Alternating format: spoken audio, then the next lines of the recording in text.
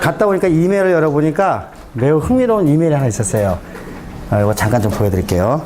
제가 이제 미국에서 박사학위를 하고, 제가 이제 유니버시티 오브 텍사스 앳 오스틴에서 학위를 했는데, 그러고 난 다음에 제 분야에서 이제 원형질 막에서의 신호 전달을 이제 공부를 했었는데, 그 원형질 막에서 특히 이제 원형질 막이 이렇게 움푹 들어간 부분이 있어요. 마치 동굴과 같다고 해가지고 케이브, 그 동굴이죠. 운율을 맞추기 위해서 올리 해가지고 이제 케이브 올리라는 원형질 막의 일부분을 이제 공부하러 지난번에 한번 잠깐 설명했지만은 콜레스테롤을 가지고 노벨상을 받을 뻔했던 이제 제 지도교수였는데, 포스닥 때 이제 거기 가가지고 이제 실험을 했었죠. 근데 이제 그 케이브 올리라는 것을 정제하는 과정에서 제 실험실에 있던 이제 포스닥이, 미국 포스닥이죠. 이름이 멋있어요. 그 에릭 스마트. 논문이 굉장히 많았어요, 이 친구가. 매우 좋은 논문을 많이 썼고, 근데 이제 결정적인 게 뭐냐면은 그 케이브 올리를 분리하는 방법에서 제가 이제 실험을 했을 때 이 방법이 매우 좋지 않은 방법이라고 해가지고 랩 미팅 시간에 이제 발표를 했더니, 이제 이 친구가 나한테 이제 열이 받은 거죠. 그래가지고 이제 한번 대판 싸운 적이 있어요. 근데 이제 문제는 이 친구가 이제 실험이 굉장히 깔끔했어요. 매우 모든 실험들이 매우 훌륭하게, 데이터가 너무 훌륭하게 잘 나오는 거야. 근데 이제 문제는 뭐냐면 이 친구의 실험이 다른 사람 손에 가면은 재현이 안 되는 문제가 있었어요. 예, 그 같은 실험실 안에서 밖에서도 마찬가지고. 그래서 야, 이 친구가 혹시 데이터를 조작하지 않았는가? 나는 이제 생각을 좀 이제, 저는 이제 뭐 한 1년 반 있었기 때문에 뭐 나는 이제 한국에 들어가지고 다른 일을 하고 있었죠. 근데 이제 그 실험실에 있었던 이제 저하고 매우 친하게 지냈던 이제 그 친구가 있었는데, 그 친구가 이제 여기는 핑셴이라고 지금 이제 베이징 이제 대학에 있는 친구인데, 이 친구가 이제 조목조목 이 친구의 데이터가 아마도 조작일 가능성이 있다라고 이제 의심을 했었죠. 제가 이제 재작년에 이제 우리 한국에 왔을 때 이제 보니까 그럴 수도 있다는 생각이 들었어요. 그래서 볼까요, 한번? 이 친구가 이제 나한테 이메일을 보냈는데, 이거 최근에 보낸 거죠. 요 사이트에 가가지고, 그죠? 여기 사이트에 nature.com. 그러니까 요즘은 네이처 매거진 알죠, 그죠? 여기 보면은, 여기 이제 가면은, 그죠? 여기 이제 쭉 이제 뭐 이렇게 misconduct.html. 네가 이걸 보면은 you should be happy now. 그죠? 그리고 그다음에 Eric at last got what he should have. 그죠? 그래서 한번 열어볼까요? 이게 뭔지? 네, 열어볼까요? 이 친구는 이제 콜레스테롤을 가지고 공부, 그러니까 매우 중요한 이제 토픽이죠. 예, 콜레스테롤 이제 뭐 이렇게 이제 그런 걸 가지고 공부하니까, 여기 보니까 영양학자가, 그죠? serial misconduct, 그죠? 그러니까 뭐죠? 일종의 이제 데이터 조작을, 그러니까 아주 연속적인 데이터 조작에 검열을 당한 거예요, 그죠? 근데 이 친구가 보니까 이제 이 사진을 내가 기억이 나거든요. 요 밴드하고 요 밴드가 매우 비슷하게 보여. 그러니까 이제 이 친구는 아마 요 밴드를 사진을, 그때는 이제 우리가 그 컴퓨터로 해가지고 그래픽하는 이제 그런 시스템이 없었기 때문에 이제 사진을 두 번 찍어가지고 하여간 뭐 이 젤을 붙여가지고 뭐 이렇게 이제 했을 텐데, 요거를 이제 요 부분을 분석하면은 만약 데이터가 똑같으면 노이즈가 거의 없어요. 그러니까 이제 다른 데이터는, 그러니까 모양이 비슷하더라도 요걸 분석해서 컴퓨터에서 그렇게 분석하면은 노이즈가 있기 때문에 우리가 알 수 있는데, 요거하고 요거 두 개를 비교해 보니까 노이즈 정확하게 일치하는 밴드라는 것을 이제 알게 된 거죠. 여기서 보면은 여기 있죠. 그죠? 여기 이제, 이게 이제 웨스턴 블러시라고 하는데, 여기 이제 이 데이터들이 많은 것들이 이제 NIH에서 조사를 쭉 해보니까, 이 사람이 여기 저널 오브 바이오로지컬 케미스트리, 뭐 이제 요거 특히 요 논문인데, 한 10개의 페이퍼에서, 그 다음에 7개의 연구 계획서에서, 그죠? 연구 계획서에서 45개의, 그죠? 45개의 피겨가, 그죠? 피겨가 이와 같이 이런 조작을 했다 해가지고, 우리나라 같은 경우 이런 조작에도 살아남죠. 우리나라 문제예요, 이게. 최근에 뭐 서울대학교 수의학과에서 뭐 강모식이라는 학자가 이런 조작을 해가지고 논문을 이제 냈는데, 그 저널에서 그걸 알아가지고 다 취소시켰어요. 그럼에도 불구하고 서울대학교에서는 아무런 문제가 없다 해가지고 이분은 여전히 교수직을 유지하는 반면에, 이 사건이 터지자마자 이 에릭 스마트는 그만뒀죠. 그래서 어쨌든 이야기는 뭐냐면은, 우리가 황우석 사건과 같은 일들은 우리나라에서만 일어난 것이 아니라, 그죠? 그러니까 미국에서도 일어난다. 미국, 독일, 일본에서 일어나는데, 우리나라와 미국의 차이는 뭐죠? 우리나라는 이런 일이 일어나도 우리가 그냥 내버려둬요. 그러니까 학교에서도 좋지 않지 하고 정부에서 좋지 않고 하고 그저 그대로 교수직을 유지하는 반면에 미국에서는 철저하게 정부 기관에서 조사를 해가지고 이런 사실이 나타나게 되면은 뭐죠? 이 사람은 더 이상 학교 일을 할 수가 없는 거죠. 그러니까 이게 미국 시스템이 우리보다 조금 더 낫다는 얘기예요. 똑같이 부정행위는 누구든지 다 우리가 만들 수 있는 소지는 있어요. 그죠? 어느 나라든지. 근데 그 부정행위가 뭐 발각이 됐을 경우에는 이같이 미국 같은 경우는 아주 철저한 조사를 통해서 뭐냐면 이게 정의가 살아있다고 보여주는 거죠. 근데 우리나라는 이런 시스템이 아직 잡혀있지 않아요. 여러분 세대는 이와 같은 시스템을 만들어야 돼요. 그 정의를 살리기 위해서는. 자, 우리가 이제 지난 시간에, 우리가 이제 치매 원인이 무엇인가를 이제 공부하는 과정에서, 이제 그 신경세포와 신경세포 사이사이에, 신경세포 바깥쪽에 어떠한 단백질이 축적이 돼 있었죠? 기억나나요? 아밀로이드 베타 40이라는 단백질이 축적이 돼 있었죠? 다 기억나나요? 자, 그러면 아밀로이드 베타 42가 그 치매의 원인인지 결과인지를 알 수 있게 하는 실험이 뭐라고 그랬죠? 유전자 조작 동물을 만들면 되죠? 그죠? 생제 그 수정란에다가 아밀로이드 베타 42 유전자를, 그죠? 찔러 넣고, 그러면 이제 발생 단계에서, 그 다음에 이게 성체가 되고, 그 다음에 나이가 들면은 그 아밀로이드 베타 42가 뇌에서 발현되기 시작해서, 그죠? 발현되기 시작해서, 우리가 이제 그게 발현이 되면은 치매에 걸려야 되는데, 이 실험이 제가 뭐라고 그랬죠? 실패했다고 그랬죠. 실패했다고 그랬어요. 자, 그러면 이제 과학자들은 이제, 이 아밀로이드 베타 42가 치매의 원인이 아니고 결과라고 해석할 수도 있어요. 그죠? 해석할 수 있는데, 우리가 이제, 그러면 이제, 과학자들은 이제, 이 과학자 집단들은 이제 완전히 멘붕에 빠지게 되는 거죠.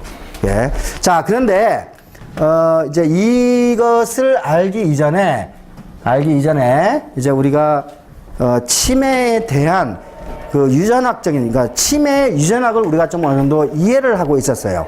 그 아밀로이드 베타 42의 유전자 변형 동물을 만드는 과정 중에 이제 많은 유전학자들이 조사를 해가지고 치매의 가족력을 갖고 있는 사람들로부터 어떠한 유전자가 돌연변이가 되거나, 그죠? 돌연변이가 되거나 어떤 유전자에 의해서 치매가 일어나는지에 대해서 우리가 이해를 하고 있었어요. 자, 이와 같이 어떠한 질환, 가족 중에서 어떠한 질환이 계속해서 나타나는 거. 이거 유전병이죠? 우리가 이와 같은 거를 패밀리알 디지즈라고 그래요. 이거 뭐 가족, 패밀리알, 그죠? 이게 가족이란 뜻이죠? 그죠? 그러니까 유전병이란 뜻이죠. 그러니까 가족력을 갖고 있는 유전병이란 뜻이에요. 자, 근데 치매도 역시 마찬가지로 우리가 지난번에 우리가 뭐였죠? 그 머릿속에 지우개, 그죠? 거기에 그 여자 주인공이 매우 젊은 나이에, 그죠? 치매에 걸리죠.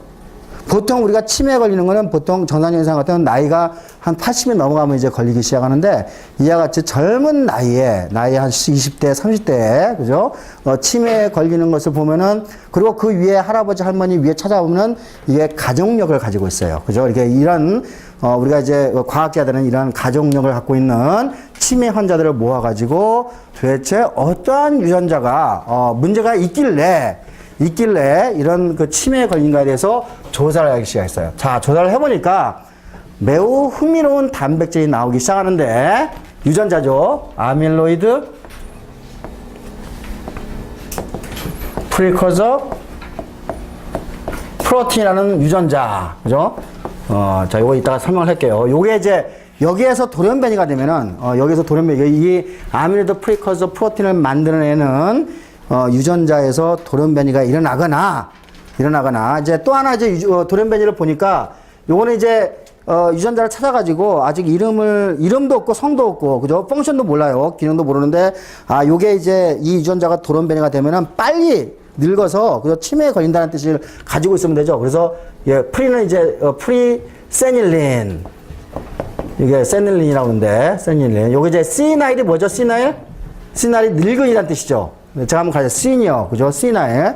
그러니까 프리라는 거는 먼저 늙는다는 뜻이죠. 그래서 요 돌연변이 같은 유전자의 이름을 그냥 우리가 프리세닐린 이렇게 이름을 붙인 거예요. 자, 이제 이름을 갖게 된 단백질인데 기능은 전혀 몰라요. 자, 세 번째 유전자, 이건 여러분이 조금 친숙해요. 우리가 LDL을 만들 때 A4B100이라는 단백질 기억나죠? 그죠? HDL을 만들 때 필요한 단백질이 A4A1이라는 단백질 기억나죠? 똑같아요. 요거 A4는 결국 뭐야? LDL이나 HDL에 그죠? 이게 뭐예요? LDL과 HDL에 묻혀있는, 그죠? 단백질이죠. 이 단백질들, LDL, HDL에 묻혀있는 단백질을 우리가 A4라고 그러고, 단백질 종류가 다른데, 요거는 A4E라는 단백질이 유전자가 돌연변이가 되면은 매우 어린 나이에, 그죠? 매우 어린 나이에 치매에 걸려요. 그러면은, 자, 유전학자들이 이걸 발견했으니까, 그죠? 생화학자들이 도대체 이러한, 그죠? 유전자가 돌연변이가 되면은 왜 치매에 걸린지를 이해를 하기 시작하면 되죠. 자, 유전학자들은 이제 아까 이야기한 대로, 그죠? 우리가 가족력을 갖고 있는, 가족력의 치매 역사를 갖고 있는, 그죠? 그런 사람들을 조사해서 여기까지 3개의 유전자가 고장이 났구나라는 것을 알고 있었어요. 자, 생화학자들은 도대체 이 아밀로이드 프리커서 프로틴이라는 것은 도대체 무엇이냐? 요거는 우리가 이미 아밀로이드 베타 42의 아미노산 서열을 알고 있죠. 그죠? 아밀로이드 베타 42의 아밀로이드 베타 42의 아미노산 서열을 알고 있는데, 요 단백질을 보니까, 요거는 이제 굉장히 이제 한 200~300개 이상의, 그죠? 아미노산으로 구성이 됐는데, 요 단백질에, 그죠? 일부분, 42개예요. 특히 이제 42개의, 그죠? 아미노산 서열이 그대로 반복되어 있는 것을 반복되어 있어요. 이 단백질. 다시 말해서 요거를 유전학자들이 이와 같이 아밀로이드 프리커서 프로틴이 돌연변이가 되면은 치매에 걸리는데 요 일부분의 아미노산 서열이 아밀로이드 베타 42하고 정확하게 일치하고 있어요. 예. 자, 그러니까 요거는 이제 우리가 약칭 P라고 하는데, 정상적인 사람은 돌연변이가 없는 경우는 잘 이렇게 아밀로이드 베타 42가 안 만들어지는데, 여기에 이제 어떤 부분에 돌연변이가 일어나면은, 요게 이제 엄청나게 많이 만들어진다는 것을 알 수가 있어요. 다시 말해서, 요 아밀로이드 베타 42를 만들게 하는 원래의 단백질은 뭐죠? APP라는 단백질에서 나왔다는 것을 우리가 알게 된 거죠. 이해하셨죠? 그죠? 자, 그래서 자, 이제 특히 스웨덴의 어떤 마을에 가면은 치매가 매우 잘 걸리는 가족들이 있었어요. 예. 그래서 이 마을에, 그죠? 치매에 잘 걸리는 요 마을에 가가지고 요 아밀로이드 프리커서 프로틴 APP를 조사하니까 돌연변이가 있다는 걸 발견했고, 특히 요 스웨덴 가족들, 스웨덴 어떤 마을에 이 사람들이 갖고 있는 아밀로이드 프리커서 프로틴을 치매에 워낙 많이 걸리기 때문에 스웨디시 아밀로이드 프리커서 프로틴이라고 이름을, 돌연변이 된 거예요, 돌연변이. 이거는 이제 무진장, 이게 이제 치매 무진장 잘 걸리는 놈이에요, 이렇게. 뭐 때문에? 이 APP, 스웨디시 APP 같은 경우는 갖고 있는 사람을 보면은 우리가 뇌에서 아밀로이드 베타 42가 축적이 더 많이 되어 있다는 것을 알고 있었죠. 그 다음에 요거는 우리가 이거 유전적으로, 그죠? 유전적으로 유전학적으로 우리가 발견했지만 아직도 기능도 모르고, 그 다음에 A4E는 뭔가 콜레스테롤하고 관계될 것 같다는 생각이 드는 거예요. 그죠? 콜레스테롤. 요거는 이제 콜레스테롤하고 같이 해가지고 HDL, LDL. 특히 이제 요거는 뇌 속에 존재 많이 하는데, A4E는 뇌의 LDL, 뇌 안에 있는 LDL에 붙어 있는 단백질. 그러니까 아마도 콜레스테롤과 매우 밀접하게 있고, 요거는 아직도 우리가 기능을 아직도 잘 모르겠고, 현재 제 강의한 데까지는. 그 다음에 APP는 아마도 아밀로이드 베타 42를 만들어내기 위한 하나의 전구 물질이라고 생각이 될 거예요. 이해하셨죠? 자, 우리가 사이언스는 한 방향만 뒤딱하면 안 돼요. 그죠? 그러니까 그냥 우리가 과학자들한테 그냥 내비둬야 돼요. 그리고 내비둔다는 얘기는 이 사람들의 정부가 관여를 해가지고 뭐 이거 하라 저거 하라, 우리가 그걸 탑다운이라고 그러거든요. 위에서 명령 때려가지고 다운하는 거, 그죠? 근데 과학자들은 스스로가 호기심에 차 있는 사람들이기 때문에 치매를 정복하고 싶어요. 뭐만 있으면? 돈만 있으면, 연구비만 있으면. 근데 과학자들은 자연적으로, 그죠? 자연적으로, 자발적으로 어떤 호기심을 가지고 있기 때문에 여러 방향을, 왜냐면 여러 사람들이 똑같은 방향으로 안 갈 거란 말이야. 그러니까 어떤 사람은 아까 우리가 머릿속에서 치매 걸리는 환자에서 그저 우리가 그 침전물인 그 단백질을 끄집어내 가지고 우리가 시퀀스 아미노산 서열을 알았듯이 한쪽 방향에서는 뭐야 이게 유전적인 유전 질환 자를 통해 가지고 이런 유전자들이 있다는 걸 알았고 한쪽에서는 생화학을 시작했어요. 생화학. 그러니까 이제 저 아밀로이드 프리커서 프로틴과 아밀로이드 베타 40의 차이가 무엇인가 그걸 조사했어요. 조사를 했더니 자, 요게 이제 원형지막이야. 원형지막은 항상 내가 요렇게 그리죠? 기억나죠? 요렇게. 이렇게 이거 지질 이중층으로 돼 있어요. 그래서 이렇게 폭을 갖고 있는 거예요. 이 APP가 요거는 이제 세포 바깥쪽이고 요거는 세포 아니에요.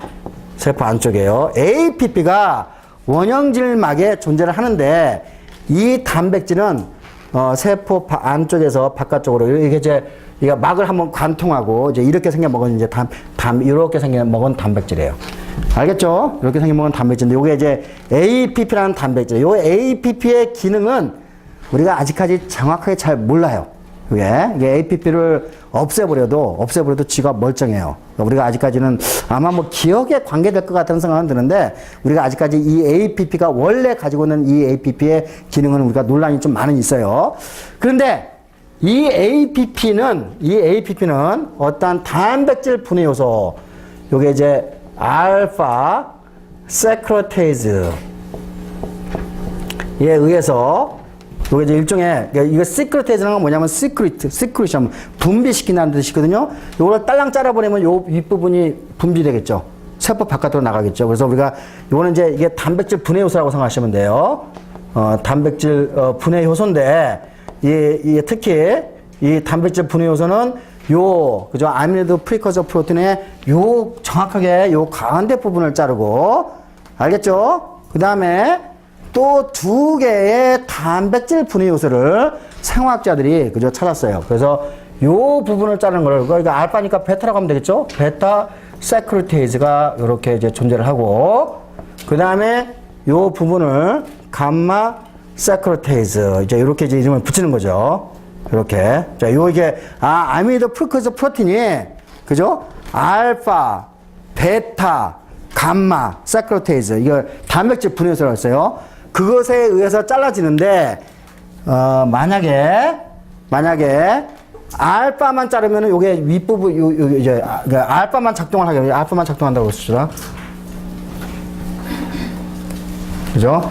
알파만 작동한다 그러면은 그죠? 우리가 요렇게 이 형태로 잘라져 가지고 요거는 아마 이제 우리가 정상적인 가정에서 매우 중요한 역할을 할 거라고 생각을 하고 있어요. 그 다음에 이 알파하고 그죠? 알파하고 요 베타가 이렇게 이제 요게 베타가 만약에 두 개가 작동을 하면은 그죠? 그러면은 어떻게 되나요? 그러면은 요렇게 잘라지고 또 한 부분이 요렇게 잘라지게 되죠. 자, 이 부분 잘라진 이 부분 그러면 이제 요거는 이제 밖으로 나가고 요 부분이 형성이 되겠죠? 요 부분이 우리가 여태까지 연구했던 정확하게 아밀로이드 베타 42하고 정확하게 그죠? 일치하는 것이에요. 잠깐 내가 베타 감마 세크로테이즈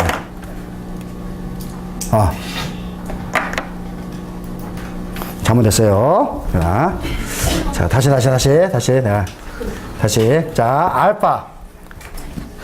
알파가 잘랐을 때는 이렇게 갔을 때는 이제 우리가 좋은 일을 할 거라고 생각한 거예요. 이렇게 알파만 있을 때는 요거는 이제 우리가 세포의 이제 긍정적인 세포가 생존하는데 이제 매우 중요한 역할을 할 거라고 생각을 하고 그 다음에 아까 이제 베타하고 감마가 있는데 요렇게 있는데 자 이제 우리가 베타하고 감마가 잘라지는 위치를 이제 들여다 보면은 맞네. 자 베타가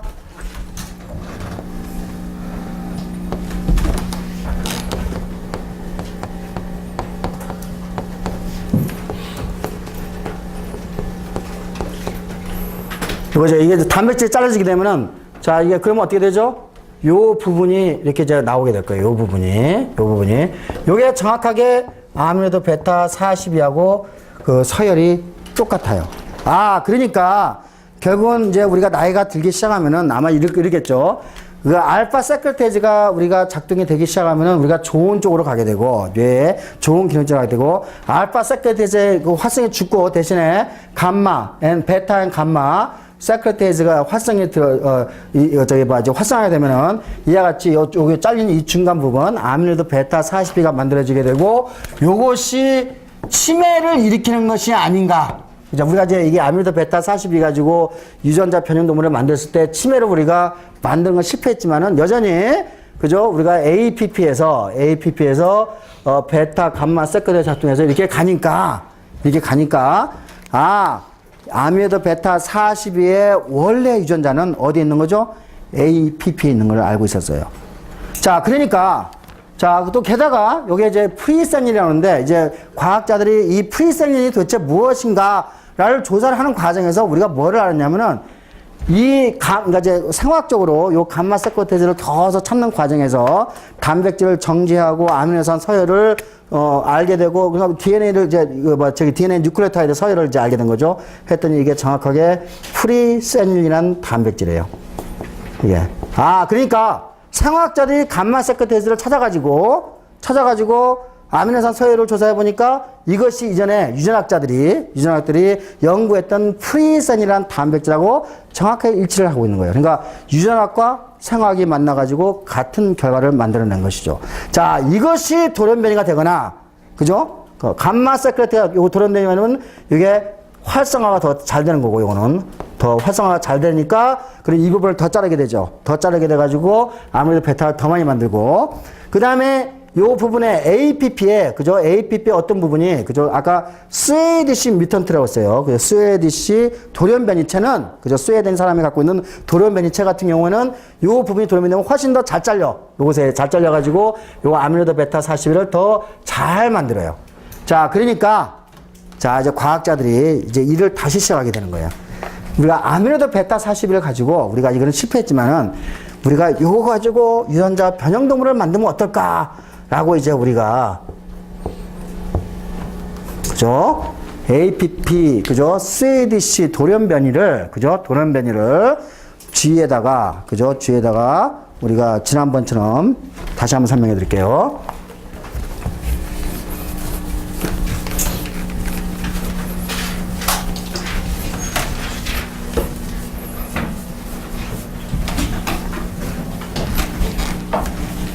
G에, 그죠? G에 수정란에, 여기 핵이에요. 요거는 핵이죠. 핵 속에 우리가 마이크로 파이펫을 통해가지고 여기다 유전자를 뭘 집어넣었죠? APP 스웨디시 돌연변이체를 여기다가 집어넣는 거예요. 자, 우리가 APP를 과량 발현시킨 G 같은 경우는 아무 일도 안 일어나요. 근데 이와 같이 APP 스웨디시 돌연변이가 스웨덴 돌연변이를 이제 과량 발현시키죠. 그러면 요 이제 이 수정란을 어디다 집어넣어야죠? 대리모에다가 요 수정란을 집어넣는 거죠. 그죠? 요거 수정란. 대리모에다가, 그죠? 요 수정란을 집어넣으면 이제 여기서 이제 뭐예요? 폐 발생이 일어나가지고 여기서 이제 새끼가 나오게 되죠. 그러면 이 새끼는 APP, 스웨덴 돌연변이인 APP를 과량 발현시키는, 뇌에서 과량 발현시키는, 그죠? 우리가 이 생쥐가 낳게 되고, 이 생쥐가 이제 성체가 됐을 때, 치매가 일어나는지 안 일어나는지를 조사를 해보면 알아요. 그렇죠. 만약에 여기서 이제 이 쥐에서 이제 해부를 딱 해가지고, 뇌를 딱 잘라가지고, 거기서 이제 우리가 아밀로이드 베타에, 그죠? 우리가 침전, 아밀로이드 플락이라고 있어요. 그죠? 플락이 보이면은, 그죠? 이게 이제 치매에, 그죠? APP, 스웨디시 뮤턴트 가지고 우리가 치매를 증명할 수 있게 되고, 아마도 A베타 42가 우리가 뇌세포 사이에 축적되는 게 치매의 원인이라는 것을 우리가 알 수 있는 결정적인 증거가 되겠죠. 자, 그래서, 2003년도, 한 2002년도에 짜잔, 요 실험은 한 4군데, 5군데에서 경쟁이 붙었어요. 왜 그러죠? 요 경쟁이 붙을 수밖에 없죠. 그죠? 치매에 대해서 우리가 이해를 하고 거기에 대해서 우리가 블록버스터 드럭을 찾게 되면은, 그죠?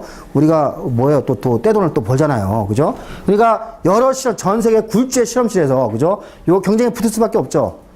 딱 2000년대 초, 내가 정확히 기억 안 나는데 2001년인가 2년에 네이처의 논문이 짠 하고 나왔어. 예. 그래가지고, 와! 이게 APP 스웨디시 뮤턴트 가지고 우리가 드디어, 그죠? 뭘 증명했죠? 여기 뇌에, 그죠? 아미드 플렉이, 그죠? 침전되는 것을 우리가 증명을 했어요. 어떤 과학자 그룹이 1년 후, 장 1년도 안 돼. 6개월 후.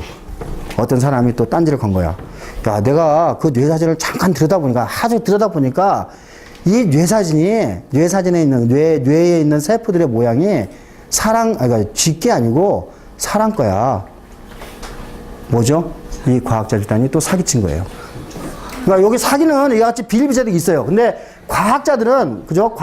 왜냐면 이게 그러니까 우리는 오픈되어 있단 말이에요. 그죠? 그러니까 왜냐면 전 세계 지금 과학자들이 같이 지금 실험을 진행하고 있는데 자기가 먼저 따가지고 선언을 했단 말이에요. 근데 보니까 이게 쥐의 뇌가 아니고 사람의 뇌야.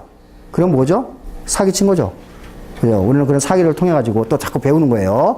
그런 다음에 이제 이거 꽝 되는 줄 알았는데 다른 세 그룹에서 동시에, 그죠? 사이언스나 네처에다가 동시에 논문을 쫙 내기 시작해요. 내면서 실제로 이 APP 스웨디시 돌연변이를 가진 과량 발현시킨 유전자 변형 논문은 치매의 증상을 가지고 있다는 것을 발표하기 시작하고, 그래서 우리는, 그죠? 이제, APP에서 나오는 요 암레드 베타 42가 치매의 원인이다라고 우리가 결론을 지을 수가 있었어요. 자, 근데 우리가 이와 같이 해부학적으로만 우리가 치매를 조사하면 이제 안 돼요. 우리가 또 하나 뭐가 있어야 되냐면은, 우리가 특히 이제, 그죠? 치매에 걸리면 뭐가 되죠? 기억력을 상실하죠. 그죠? 그래서 이 스웨디시 돌연변이가 과량 발생시킨 이 유전자 변형 동물에서 과연 기억이 상실된지를 반드시 조사를 해야 되겠죠. 맞아요? 자, 그러면 그 기억력이 어떻게 기억력이 실제로 상실된지를 어떠한 방법으로 한번 이제 어떠한 방법을 가지고 요거를 측정할 수 있는지를 잠깐 설명해 드리겠습니다. 요거는 우리가 이제 신경과학자들이 거의 매일 하고 있는 비행동 실험인데 와터 메이즈 테스트라고 그래요.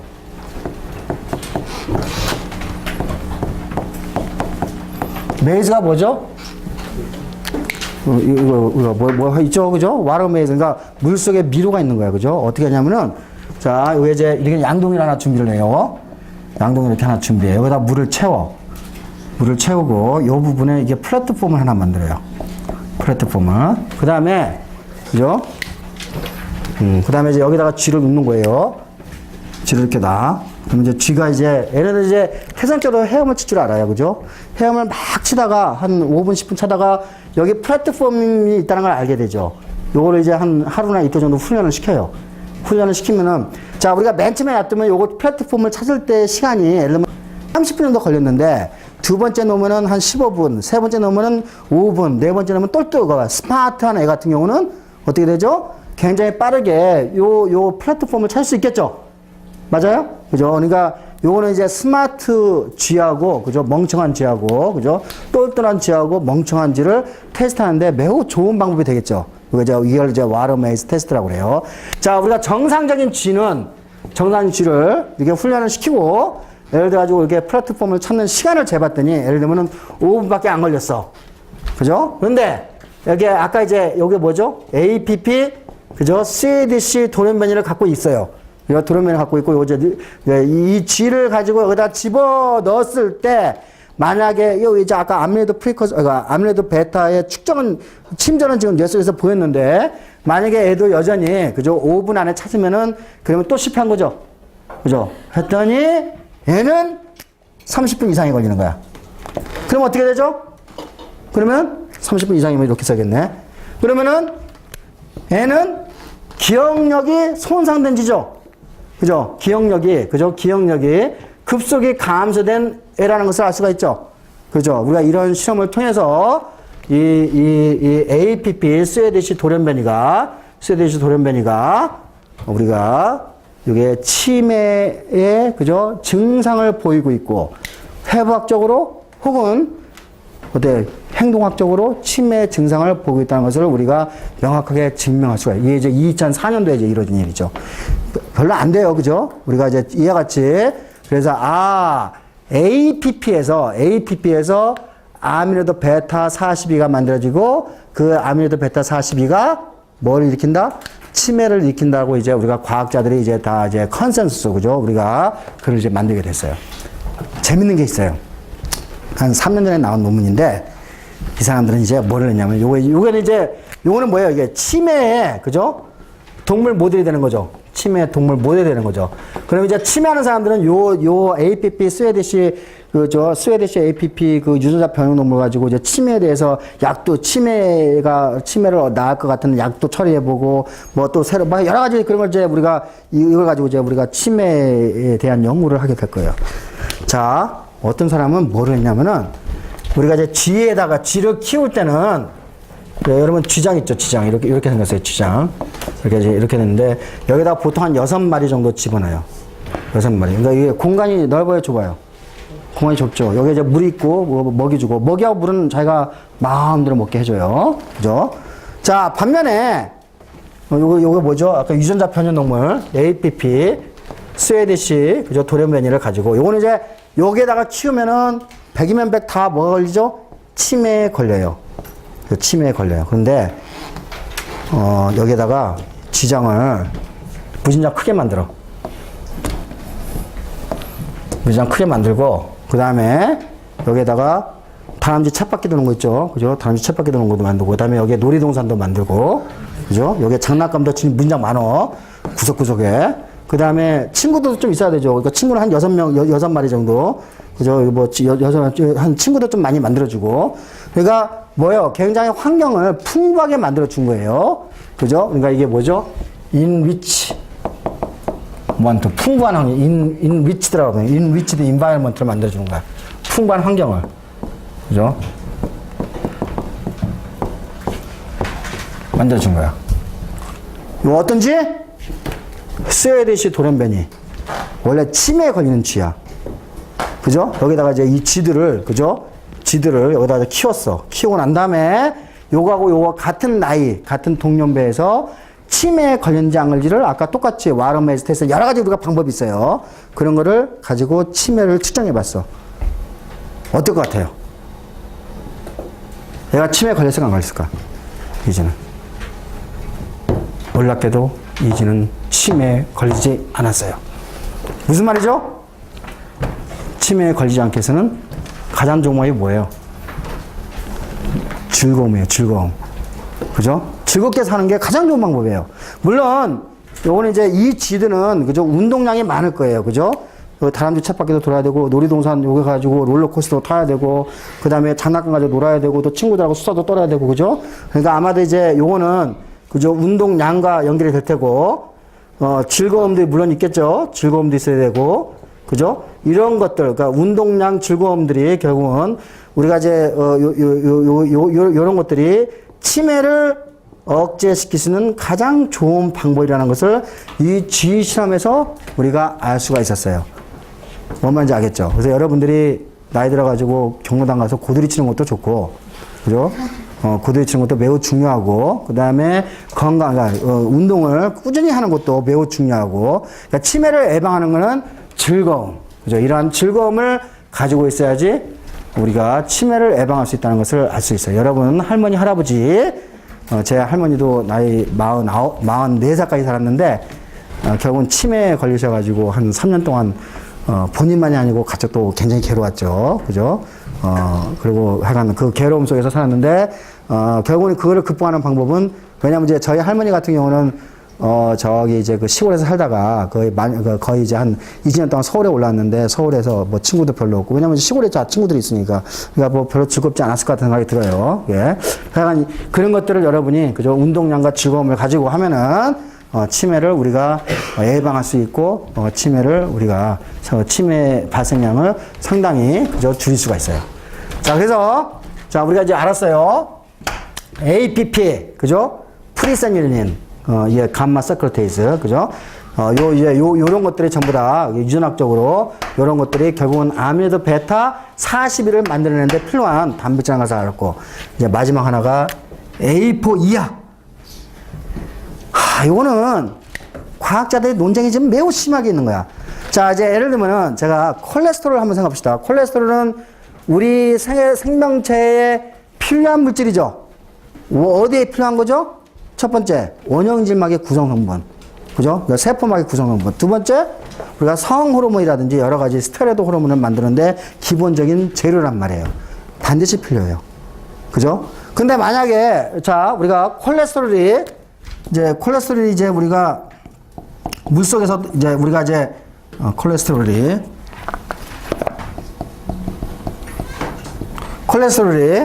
우리가 양이 적게 되면은 콜레스테롤 양이 적게 되면은 요 A4E의 양도 적게 되겠죠. 그죠? 자, 특히 요 A4E 정상적인 사람은 이제 LDL을 구성하고 있는 A4E가 정상적인 사람 같은 경우는 이제 문제가 없는데 이 A4E의 돌연변이를 갖고 있는 사람 같은 경우는 치매 무인장 잘 걸려요. 이 친구는 요 A4E를 갖고 있는 놈은 이제 몇 가지 작용을 못 하게 되는데 이렇게 생각하면 돼요. 이제 우리가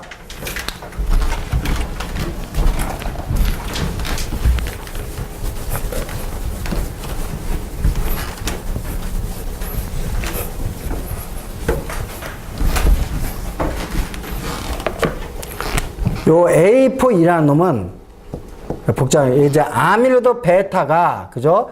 42가 뉴런과 뉴런 사이에서 이게 축적이 되면은, 이게 이제 아밀로이드 베타가 이제 축적이 된다고 그래요. 자, 그러면은 요 놈아가 요거를, 그죠? 요게 이제 작동해가지고 요거 이제 아밀로이드 베타 42하고 결합을 해요. 그래가지고 주변에 있는 세포에 요거를 주변에 있는 세포가 신경세포도 있지만은 뇌 속에는 뭐 그러니까 일종의 뭐라 해야 되나 마이크로 글라이라는 셀인데 요거는 일종의 뇌 속에서 우리가 면역 세포에 작용을 하는 거예요. 이제 이렇게 생겼는데 요거를 꿀꺽 잡아먹게 하는 역할을 해요. 다시 말해서 이 A4E는 콜레스테롤하고 결합을 해가지고 아밀로이드 베타 42를 잡아서 그 아밀로이드 베타 42를 주변의 세포들이 그거를 꿀꺽 삼켜 먹도록 해주는 역할을 하는 거예요. 다시 말해서 뭐죠? A베타 42를 청소하는 역할을 하는 거야. 그죠? 그러니까 다시 말해서 A4E는 아밀로이드 베타 42의 청소부야. 이해하셨죠? 기전은 우리가 정확히 잘 몰라요. 그러니까 이 A4E가 정상적인, 그죠? 정상적인 야생형의 A4E를 갖고 있는 사람들은 아밀로이드 베타 41을 주변 세포들이 꿀꺽 삼켜 먹도록 해주는 청소부 역할을 하는 반면에 요게 돌연변이가 되면은 청소부 역할을 못 해요. 자, 그러니까 요것이 A4E가 제대로 작동을 하려면은 콜레스테롤 이와 같이 생긴, 그죠? LDL이죠, LDL 중에. 뇌 속에 있는 LDL인데, 그죠? 여기에 이제 콜레스테롤이 이렇게 있겠죠? 그 다음에 이게 A4E가 이렇게 이런 식으로 이제 존재를 하겠죠. 여기 A4E가.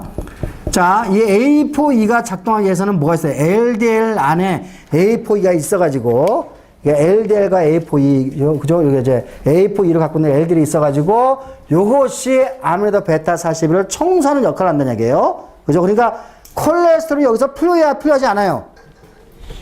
필요해야 필요하지 않아요? 필요하죠? 그죠? 필요하죠? 근데 보세요. 이게 저도 무지나 헷갈려, 이거를 보면은. 우리가 동맥경화 환자들이 먹는 콜레스테롤의 양을 떨어뜨리는 약 이름이 뭐였죠? 블록버스터 드럭. 1년에 10억 달러, 20억 달러 이상 팔리는 약. 뭐예요? 스타틴 하나 기억나죠? 기억나죠? 자, 스타틴을 먹자마자 바로 콜레스테롤 레벨이 떨어져요. 그러면은 콜레스테롤 레벨이 떨어지면 어떻게 되죠? 여기에서 뇌에서 LDL의 양도 떨어지겠죠?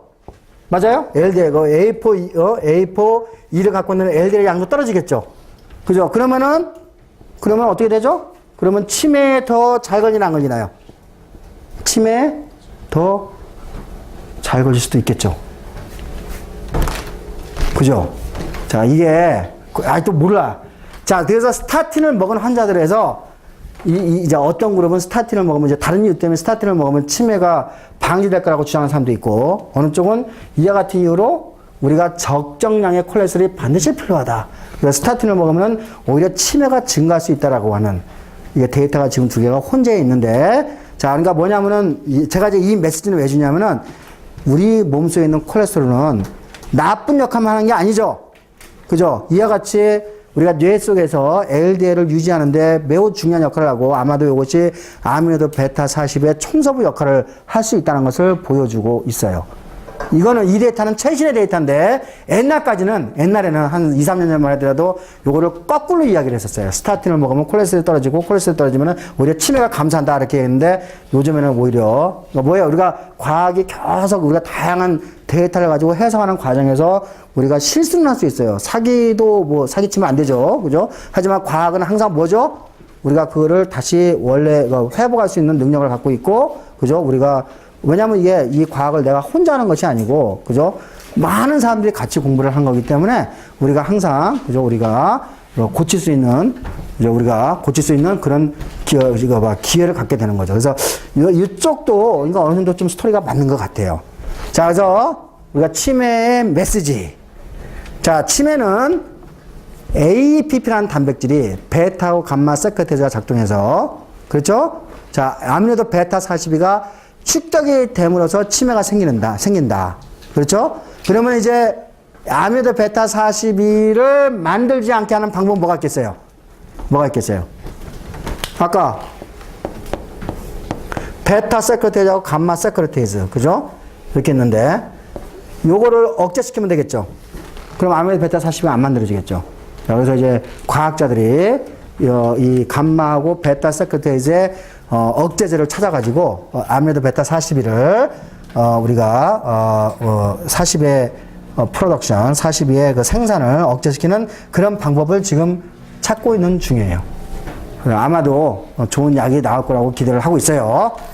그래서 치매는 여기까지만 이야기를 할게요. 자, 제가 이제 이걸 왜 이야기하냐면은 우리가 이와 같이 뉴로 디제너티브 디지즈,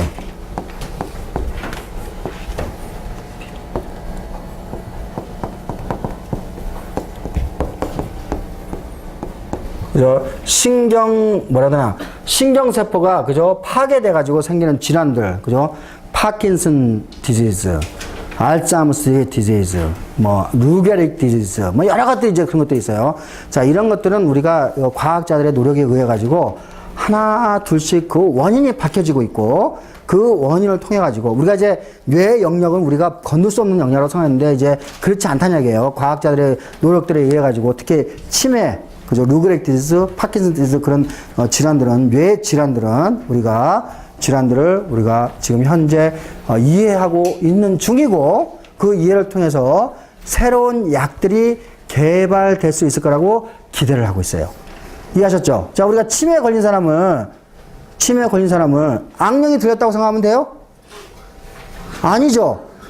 왜 그 성경에 보면 뭐 있잖아. 뭐 이렇게 뭐 돼지, 악령 뭐 해가지고. 그죠? 자, 우리가 이 정신질환은, 그죠? 우리가 혼의 문제도 아니고, 혼의 문제가 아니죠? 그죠? 분명히 어떤 유전적 변화에 의해서 생기는 질환이라고 우리가 상상할 수가 있겠죠. 맞습니까? 자, 우리가 이런 그 정신적 질환을 어렸을 때 뭐 성적인 그런 경험과 연결시키는 것이 타당해요? 그렇지 않아요? 타당하지 않죠? 그죠? 자, 왜냐하면 프로이드 같은 경우는 뇌를 열어본 적이 없기 때문에, 그러니까 이게 뭐예요? 생각으로, 그죠? 그때 당시에 있는 여러 가지, 그죠? 데이터들을 가지고 기반을 해가지고 만든 거기 때문에 지금 우리가 뇌를 열고, 그죠? 뇌의 기전이 지금 펑셔널 MRI 가지고 어때가 되고 있는 거기서 나온 정보와 옛날 정보에는 굉장히 큰 갭이 있죠? 맞아요? 그래서 우리가 이제 옛날에 이야기했던 철학자라든지, 그죠? 그런 사람들이 이야기하는 거하고 우리가 이해한 사이언스티스트들이 이야기하는 거하고 많은 갭이 있다는 것을 이해할 수 있겠죠? 그렇죠. 자, 여러분이 혹은 여러분 주변에 왜냐하면 우울증 환자는 매우 많아요. 우울증 환자는 조울증 환자도 매우 많고 인류의 한 15% 정도가 될 거라고 생각이 들어요. 그러니까 주변에 그런 사람들이 많은데 그거를 무당한테 들어가면 안 돼요. 푸닥거리 하면 안 돼요. 그럼 뭐 해야지? 의사 선생님들 찾아가지고 정확한 약을 처방받는 게 가장 빠른 길이에요. 알겠죠? 그죠? 그래서 우리가 컨설팅, 뭐죠? 상담을 해서 되는 것도 아니고, 이거는 이런 유전적인 문제이기 때문에 이와 같이 약을 처방받는 것이 가장 빠른 방법이고, 과학자들은 이 약제를 개발하기 위해서 엄청나게 노력을 하고 있어요. 그래서 이제 앞으로는 이제 한 꼭지의 토픽만 가지고 좀 이야기를 해 드리겠습니다. 노화.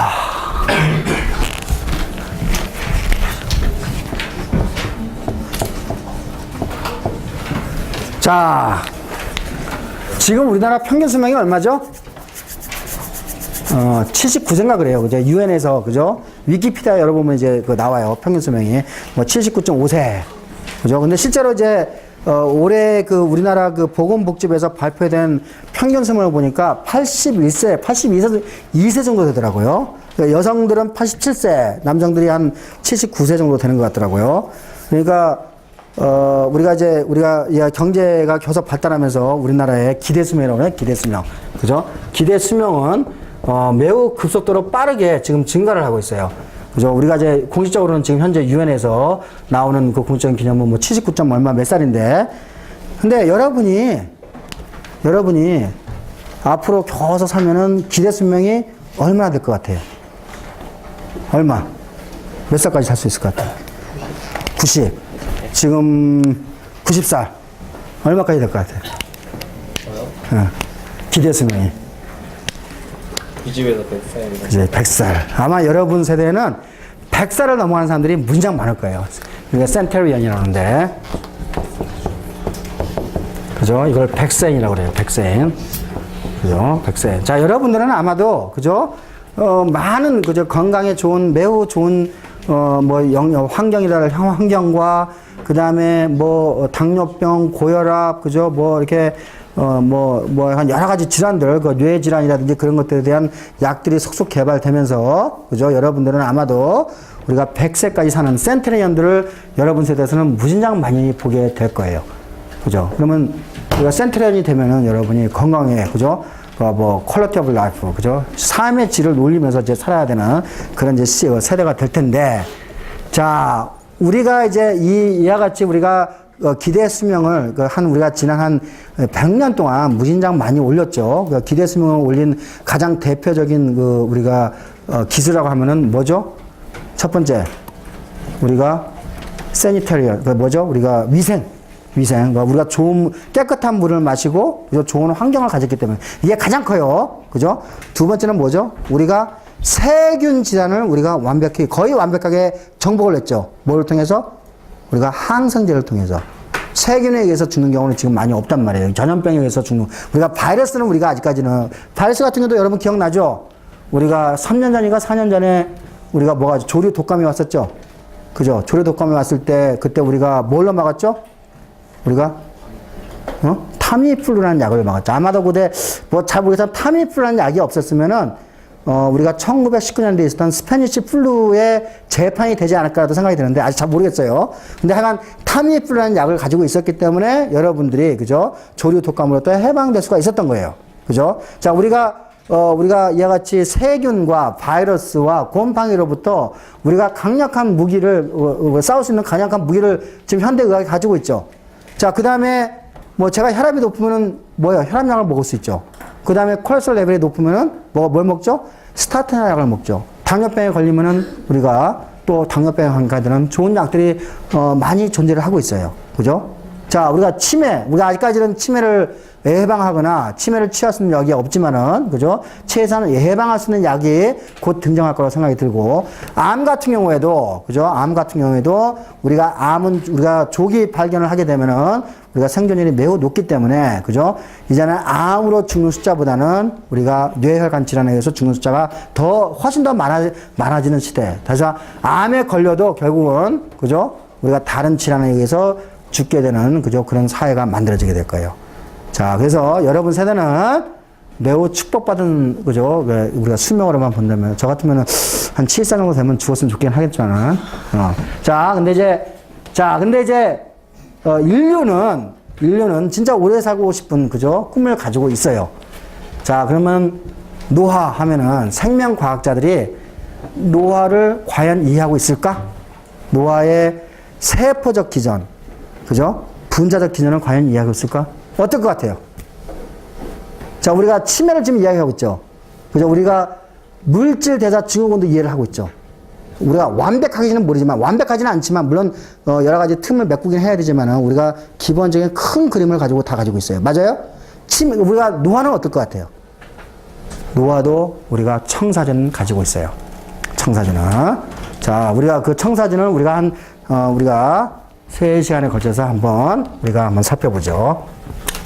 자, 현대 생명과학이 발달하기 이전, 다시 말해서 1900년도 초반에는 철학자들 혹은 과학자들은 이 노화를 이제 또 다른 말로 시네슨스라고 그래요. 시네슨스.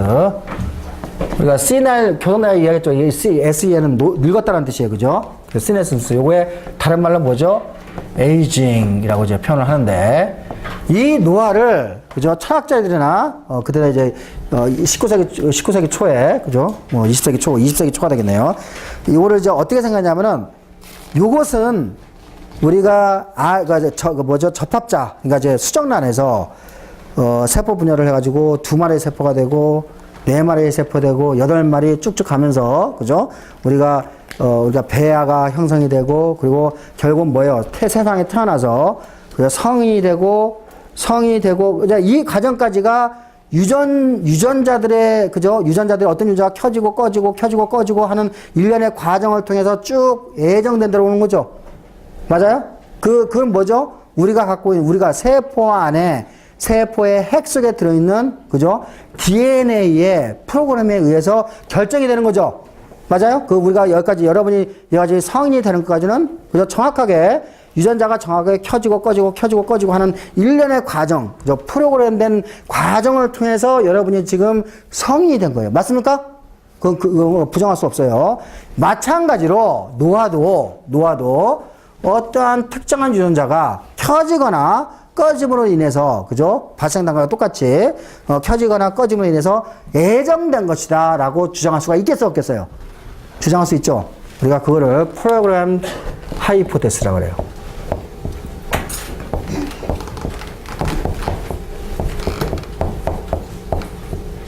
자, 이거는 뭐죠? 결국 유전자의 우리가 DNA 속에 들어있는 프로그램된 유전자 때문에 그렇게 됐다고 이해할 수가 있겠죠.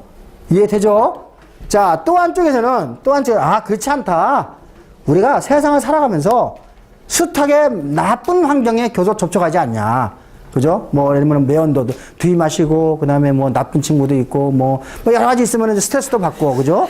그러면 이제 그 스트레스 때문에 우리가 자꾸 축적이 돼가지고 어느 순간에, 그죠? 세포들이 이제 맛이 가는, 그죠? 어느 순간에, 그죠? 우리가 그걸 뭐라고 그러죠?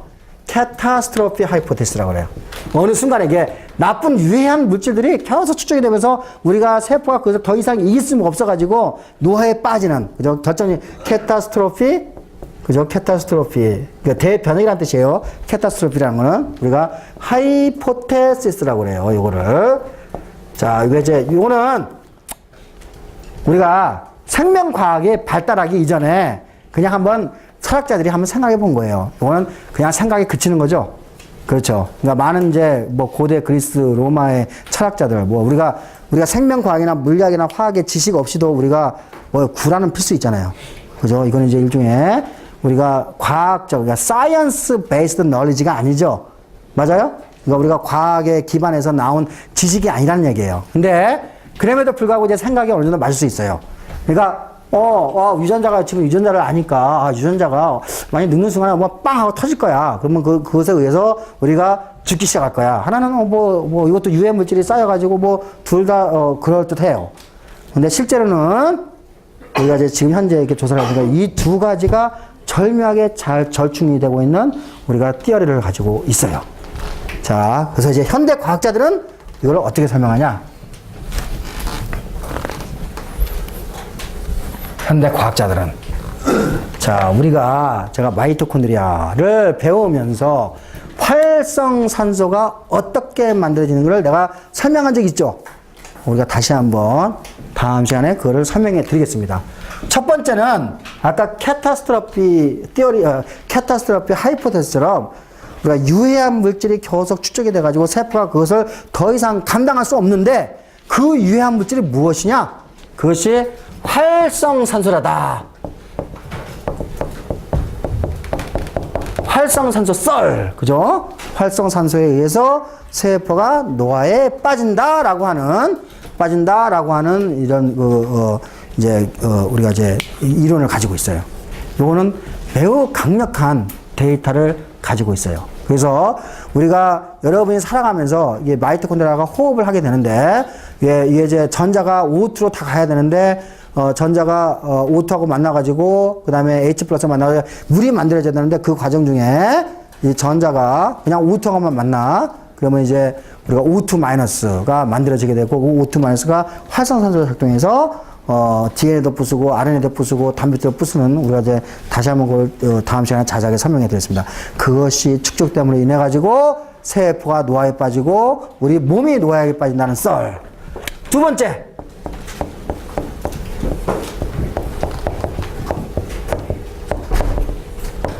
자, 요거는 이 헤이플레 현상이 아직도 살아있는데 노벨상을 반드시 받아야 되는데 못 받더라고. 그래서 좀 안타깝게.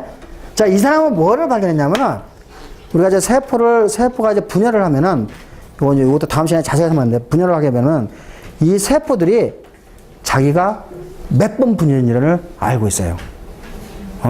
그러니까 내 몸 늙었잖아요. 그죠?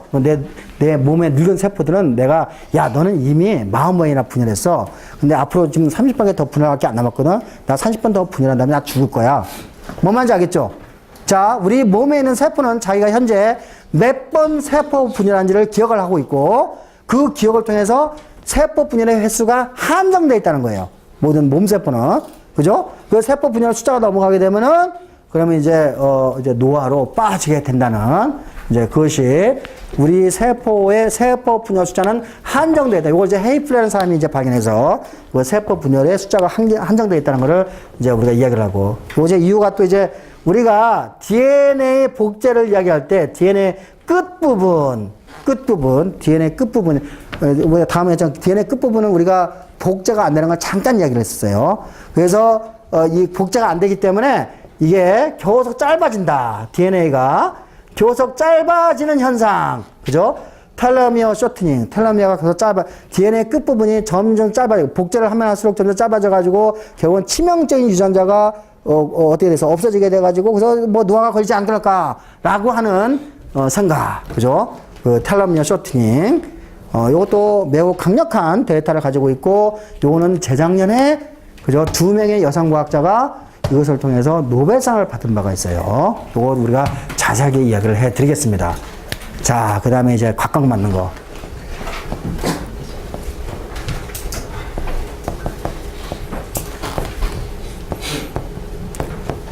바디 사이즈 레귤레이션.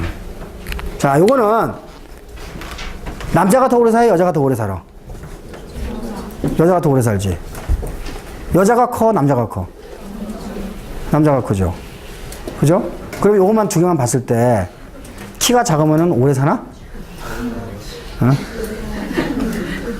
한번 생각해보는 거예요. 그죠? 자, 우리가 개가 있어요. 개. 아주 큰 개. 뭐 저 몸에 한 3배 정도 한 큰 개 이름은 뭐 사이베리안 허스키 뭐 한 큰 개들 있죠. 봤죠? 그죠? 거기하고 여러분 그 집에서 갖고 다니는 그 아주 한 이만 하나요? 그죠? 이만한 개. 심지어는 요거 손바닥에 들어가 올라가는 개도 있다며요. 그죠? 이 손바닥에 올라가는 개하고, 그죠? 이 송아지 한 개하고 교배가 돼, 안 돼? 되죠? 그 새끼가 진짜 나와요. 그러니까 이 손바닥만 개하고 이 송아지 한 개는 같은 종이라고 했어요. 그죠? 그러면은 이 손바닥만 하는 개가 더 오래 살겠어? 이 큰 개가 더 오래 살겠어? 잘 모르겠죠? 손바닥 한 개가 더 오래 살아요. 개 몸체 사이즈하고, 그죠? 수명과는 정확하게 반별의 관계를 가지고 있어요. 이해하셨죠?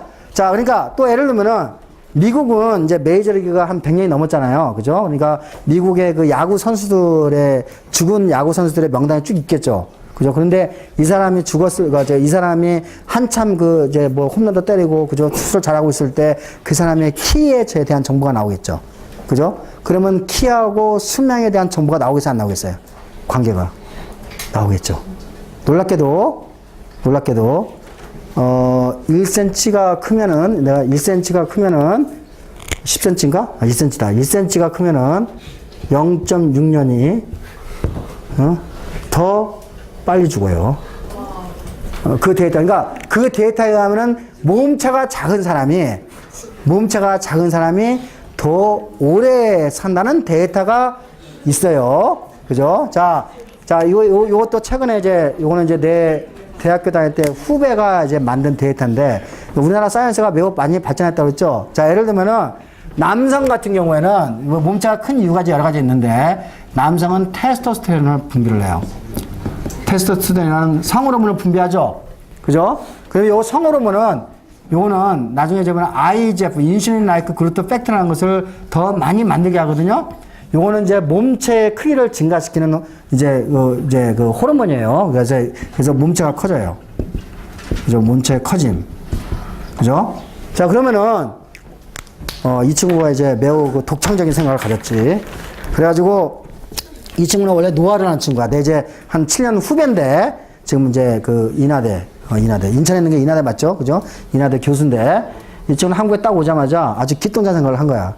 우리나라 조선왕조실록에 보면은 황간들 이름이 쭉 나오죠. 그럼 황간들 이름을 꺼내가지고 황간들 족보는 매우 잘 기록이 되어 있대요. 그래. 그래서 황간들 족보를 보면 황간이 몇 살에 죽은지에 대한 기록이 나오겠죠. 맞아요? 그 다음에 조선왕조실록에 보면 양반 이름이 나올 거 아니에요. 유명한 사람들. 그러면 그것도 족보를 찾아가면 이 사람이 몇 살에 죽은지 나올 거 아니에요. 이 황간은 남성이죠. 근데 우리가 성식기가 없는 그 남성이죠. 다시 말해서 요거를 분비를 해야 못해요. 분비를 못하죠. 그죠? 분비를 못하게 되면 테스토스테론이 있는 거하고 없는 거죠. 정상적인 남성과 황간에 더 누가 오래 사는지를 한번 살펴본 거예요. 그죠? 그러면 누구하고 같이 일해야지? 조선왕조실록을 편찬한 있을 거 아니야. 그 CD-롬 해가지고, 그거 내가 누구는지 모를 거 아니야. 그러면 조선왕조실록 역사학자한테 부탁을 해가지고, 황간에 대한 정리를 쫙 빼야 되죠. 양반에 대한 정리를 쫙 빼야지. 그 다음에 족보 찾아야 돼. 내가 족보 찾는데 내가 한자를 읽을 수 있어, 없어? 못 읽지. 족보학자하고 또 가야지. 그치? 족보학자 딱 해가지고 데이터를 쭉 만들었더니, 놀랍게도 황간이 더 6년이가 7년 더 오래 살아요. 올해 매우 중요한 논문이 한국 사람 이름으로 발표가 됐어요. 그러니까 뭐예요? 남성을 남자답게 만드는 테스토스테론이 없으면은 어떻게 된다고? 오래 사는 거야. 여성들이 오래 사는 이유는 단 한 가지 이유예요. 아마도 테스토스테론의 양이 적기 때문에 더 오래 산다고 볼 수가 있는 거죠. 맞죠? 그러니까 제가 몇 가지 데이터를 지금 근거를 제시하는 거예요. 이걸 우리가 이와 같이 우리가 실제로 우리가 생지에다가 우리가 IGF라는 요거 아주 상세히 이야기했습니다. IGF라는 그죠? 호르몬을 없애거나 약화시키거나 IGF 신호 전달을 강요하는 유전자를 없애버리면은 몸체의 사이즈가 급격하게 줄어들고 30% 50% 줄어들고 얘네들은 더 오래 삽니다. 유전학적으로 다 증명이 됐습니다. 자, 5번째. 이번에는 여러분 소식하면 오래 산다는 얘기 들었어요? 못 들었어요? 들었죠? 그죠? 소식하면 오래 살아요. 요것도 요거는 혐오부터 시작해서 사람은 아직 테스트가 됐을까 안 됐을까? 아직 안 됐죠. 그러니까 누군가는 하고 있어. 누군가는 적게 먹어가지고 제가 진짜 오래 사는지 한번 테스트를 하고 있어요. 예. 자, 근데 요거는 그러니까 혐오부터 시작해서 그죠? 혐오부터 시작해서 원숭이까지는 증명이 됐어요. 원숭이까지는. 그러니까 원숭이 데이터도 아직 완벽하지는 않지만 지금 한 30년 정도 지금 우리가 데이터 축적하고 있는데 적게 먹으면은 오래 산다는 것을 우리가 현상적으로 우리가 알고 있어요. 근데 더 흥미로운 거는 우리 과학자들은 요거 공부한 사람 따로 그러겠죠. 그죠? 요거 공부한 사람 따로 그러겠죠. 요거 공부한 사람 따로 노는데 이 모든 것들이 다 나중에 통합이 돼가지고 뭐가 되죠? 한눈에 딱 볼 수 있는 그죠? 모델을 지금 우리가 가지고 있어요. 그러니까 유니파인 모델이라고 하면 되겠죠.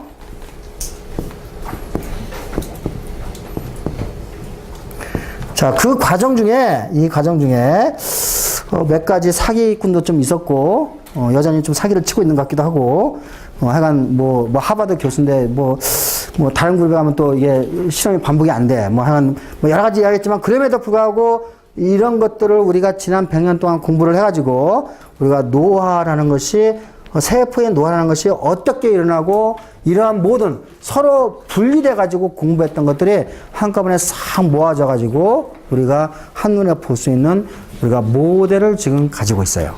예. 그러니까 여러분은, 그죠? 우리가 프로이드라든지 한의학이라든지 그런 것보다 더 중요한 거는 이와 같이, 그죠? 우리가 합리적인, 과학적인 방법을 통해서 만들어진 이론이 훨씬 더 중요한 거예요. 이런 이론을 통해 가지고 우리가 새로운 약을 개발할 수가 있고, 우리 인류를, 그죠? 더 풍족하게, 우리가 만들 수 있게 하겠죠. 자, 요거는 우리가 이제 다음 시간에, 지난 시간에 배웠던 화성산소를 우리가 다 배웠지만은, 요걸 한번 다시 반복을 하고, 아마도 여기까지 우리가 시간이 될 것 같아요. 헤어플리 리미트까지. 자, 그래서 오늘은 여기까지 하겠습니다. 질문 있어요?